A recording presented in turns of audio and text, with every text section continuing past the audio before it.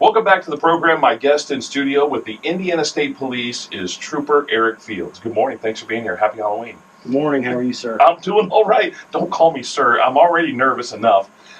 We have had a lot of fun in the last couple of weeks, 2 or 3 weeks now, because you gave me a speeding ticket. I did. Yeah. Unfortunately, I didn't hear about that until some friends of mine said, "Hey, he's been talking about this on the radio."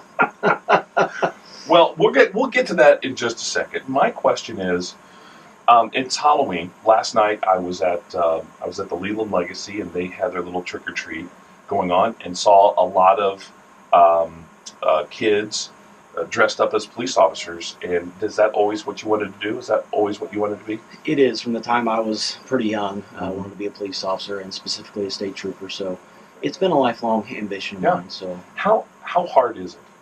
It is difficult. I mean, you got to keep your nose clean.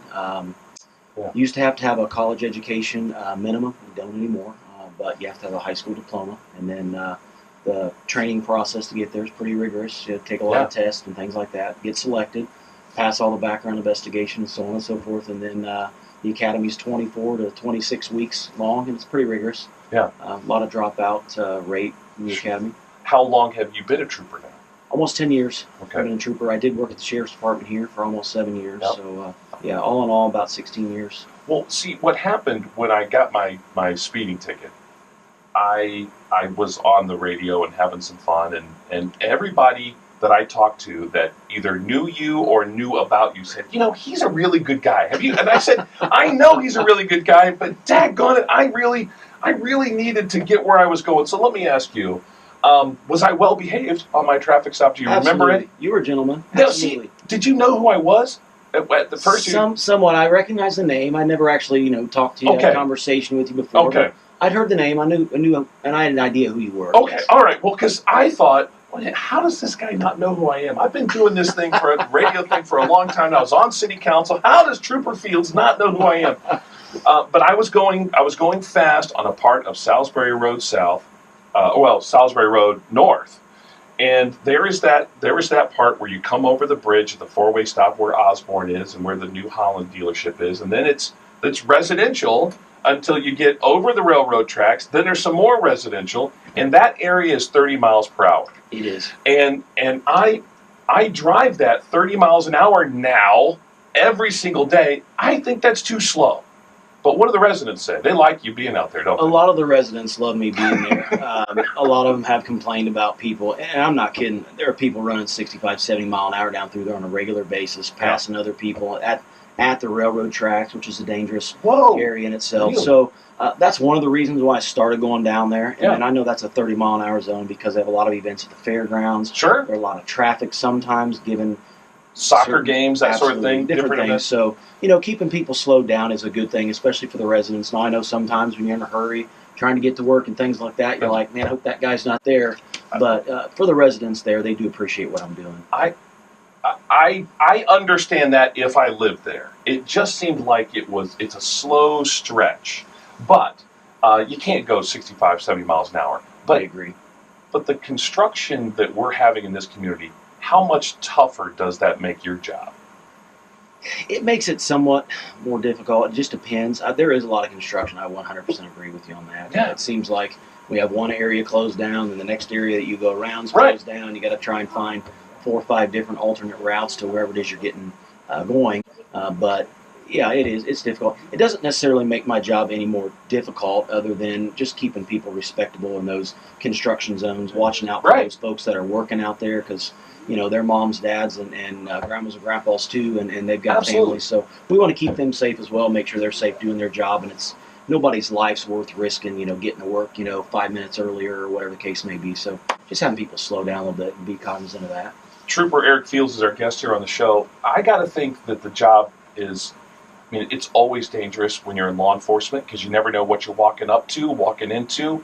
But even road construction is dangerous for you. It is, very much so. There's been multiple times where I've nearly been struck by a vehicle or someone that's not paying attention. Maybe someone's texting, they're not watching, they almost hit my car parked on the road on a traffic stop. If I've been out of my car directing traffic, there's been several times where I've nearly been hit by folks. And again, a lot of it is they just don't slow down. Our law is that if there's an emergency vehicle along the roadway, that you do move over. If you can move over into the other lane, you're absolutely required to do so. And if you absolutely can't, you're required to at least slow down to 10 mile an hour, less than the posted speed limit, and proceed with caution along that vehicle, be it a police vehicle, fire vehicle, or even a recovery vehicle also, to get over and make it safe for us. A lot of troopers and a lot of police officers are hit every year on the roadways because of that. How often do you see people texting and driving? Every day. It's a regular thing. Unfortunately, it's not just texting and driving. People are doing all sorts of things while they're driving. What's the weirdest thing you've seen somebody do while driving? Hopefully it's appropriate. I've seen people eating, doing their hair, makeup. I mean, all sorts of stuff. And then when they're doing those things, and then they commit a major traffic violation, and you're like, okay, we got to stop and talk to this person and make them understand that it's not safe for them and the other folks out here on the road as well. Yeah. Eric Fields is our guest here. All right, I've got to take a break. We're running a little bit long. Can you stick around for another segment? Absolutely. We'll talk a little bit more about some things that I know a lot of us think, I don't know, the old wives' tales about law enforcement and things. So we'll talk with Eric Fields about that. Also, they are doing some very important things when it comes to active shooter training. It's a very important part of being a state trooper. He's going to tell us about that when we come back. Welcome back to our program. My guest in studio is with the Indiana State Police, is Trooper Eric Fields. And we brought Eric in, Trooper Fields in, just really to apologize because I was very upset that I had gotten a speeding ticket. I invited my attorney on the show, and I said, what should I do about this ticket? I got caught doing 50 and a 30. He gave me a break at 45 and a 30. Which, does that happen fairly often? I mean, do you look at that and say, hey, look, you seem like you're nice, you've treated me well, let me help you out a little bit with saving a couple of points? Respect does go a long way. Yeah. I do try and be as reasonable as I can. I understand that. Anything 15 or more over gets you up into that 4-point moving category from B&B. So if I can reasonably keep somebody in that 2-point moving violation, I do the best I can. Now there are times that I don't, just given the situation. Well, you go back and try and be reasonable. Well, you go back and you look it up and you go, okay, he's had more than a couple. We need to teach this guy a lesson. And luckily, I wasn't in that boat. My attorney just goes, shut up and pay the ticket. So I did. I paid the ticket. And that's all taken care of, so there's no reason for you to have to show up at court. But let me ask you, how often do people argue and fight their ticket with you? Fortunately for me, I don't have a whole lot. That's good. I don't have a whole lot. For the number of tickets that I write and the number of people that I stop, I don't have a whole lot. My philosophy has always been I treat people very respectfully, and I hope that people see that. I try and be as reasonable as a human being as I possibly can, and treat them the way I'd want to be treated. And for the most part, I think, most of the time people are pretty respectful of me because I'm respectful of them, and that's what we like to see. All right, let me ask you a couple of things that we're curious about. One, there's been this theory that you're legit at 8 miles an hour over, but if you go over 9, you're mine. Is that accurate? Can people go a little bit over the speed limit, or are you looking for big offenders, or it doesn't matter? It doesn't really matter, and that's more of an officer's discretion. Some guys are allowing a lot more over the speed limit than others, and it just depends on the situation. And where? Each individual officer and where you're at. If there's been a significant problem in a certain area, they may be a little bit more strict in their enforcement. But for the most part, most guys are pretty lenient. I mean, I know myself and several of my friends, most of them are pretty relaxed and pretty reasonable when it comes to those things. Okay, all right. Have somebody said they've gotten pulled over for a ticket, and they have said, I'm in a real hurry, and you just go ahead and take your time. Maybe sit back a little bit longer in the car. I don't know, have a cup of coffee, sip a little bit. Just wait. Just let them stew a little bit. Do you ever do that? Actually, I don't. I'm actually the other way around. I know everybody's got lives and kids and families and all these things they got to do and get done on a daily basis.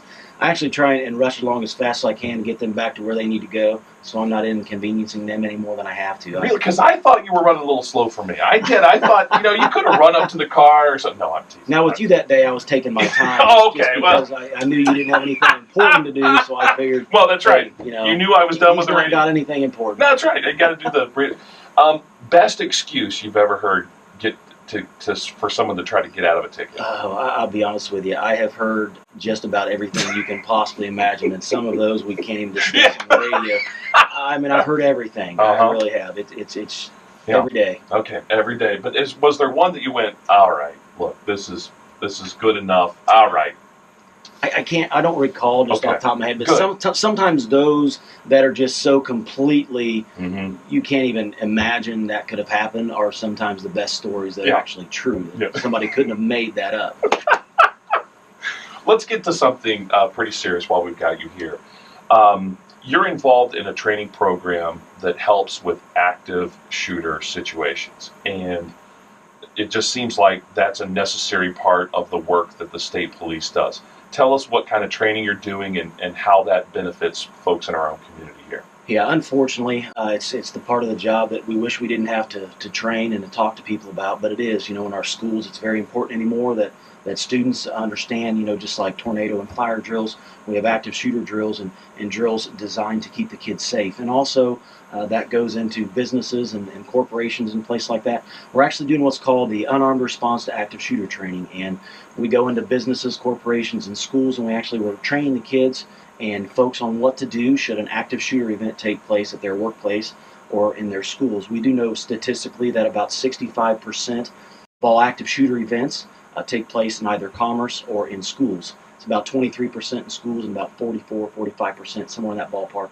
in commerce. So that's you and I out at Walmart Yeah. on a Friday night or out to eat or whatever Sure. the case may be, and those things can happen there. So what we want people to be aware of is what can they do to keep themselves safe, what can they do to prepare mentally should a situation like that happen if they're out and about, and we give them the tools and some of the information that they need to get through those situations should they be in one. Ooh, I'm glad that there's somebody here that can respond to that situation and take over command if need be on those types of things. That's impressive. And I don't know if that's the kind of things that keep you up at night or not. Well, unfortunately, it is. You know, I mean, Yeah. after Sandy Hook, I mean, Sure. you had 20 children involved in a killing spree by an individual. Yeah. It's saddening to think that those things can happen, and when they do, you know, you have kids, and you think about that, and you know, my kids were not any different than any other. They were aware that things were going on, Mm-hmm. and it concerned them, and it concerned me, but. When I went through the training myself, I thought, you know, what do I need to go through this unarmed response to active shooter training? I'm a police officer. I carry a gun everywhere I go. But after I went through the training, it was some of the best training that I ever had. And I said, you know what, I want to spread this myself and encourage other people because I've, you know, family members and friends, you know, Sure. that ask me all the time, you know, hey, what do we do? What should we do should something happen wherever it is we're at? And we've given them those tools, and that's one thing that I personally am doing and going around to different businesses and giving them those tools and talking to them about what they can do to keep their place safe, their place of employment or their corporation, business, Yeah. organization. And we're still doing that. So if there's any folks out there that would like to have me come in and talk to their corporation, business, organization, or whatever, we're doing churches, businesses, big and small, Yeah. as big as 5 employees all the way up to 1,000. So we're teaching these people on what to do and what to expect and what they may go through should something happen, and it just gives them something. So we know that if you prepare mentally prior to something actually happening, and you've got a plan in your mind, and you've trained yourself mentally, when that situation happens, you'll respond accordingly, and your mind will allow you to do what you need to do rather than having to stop and think. Right. And what we don't want is we don't want that stop and think, the deer in the headlight, where you don't know what to do and you just stand there and do nothing, and unfortunately you may be a victim because you didn't do anything at that given point in time.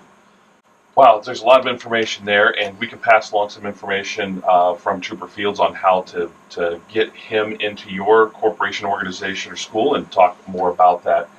Let's end on a fun note here. So I asked Jeff Lane, our news director. I said, you know, what's one thing that you would like to know from Trooper Fields? And he said, how much money would it take for Trooper Fields to tase me? So is there a dollar number in mind, a dollar figure? I'm sure it's got to be against protocol, right? I mean, you would get in trouble. I would get in trouble for doing that unless you hauled off and hit me and had to take you to jail. Then maybe that would be a different story. Well, I'm not. I know you wouldn't do that. I'm pretty sure I'm not gonna do that. And then finally, is the unmarked Mustang in the driveway right now? It is. It's out there. Okay, I have a real problem. Give me a fighting chance. Be in a marked car with the lights on so I can at least go, look, there's a car. When it's an unmarked red Mustang, there's nothing I can do. Right. There's not a whole lot you can do. No! You committed the violation. You did that without me present. So I just catch you in the act. That might have been true, Trooper Fields, but I'm saying that I would look ahead and say, oh, look, in all honesty, that's a pretty cool drive, though, right? It is. It's Okay. fun. I've been in about 5 years. It's fun Yeah. to drive. It's fun to go out and do my job at times. But in the winter, it's not so fun. Not so fun in the winter. Not so fun in the winter. Thanks for coming on, being a good sport, and for also doing the active shooter training and all the other stuff. You risk your life every day, and we appreciate it. And we don't get a chance to tell officers and law enforcement, thank you. But because usually when we're seeing you, it's not for a good reason. Right. It's usually Thank you. not We for, appreciate that. and I'll try to watch my speed. Absolutely. That sounds good. Which way you turning when you go out of here today again? I don't know yet. Okay. Maybe left Well, or tell me right. which way it's going to be, then that makes it It easy. doesn't matter. There's construction everywhere. Sounds good.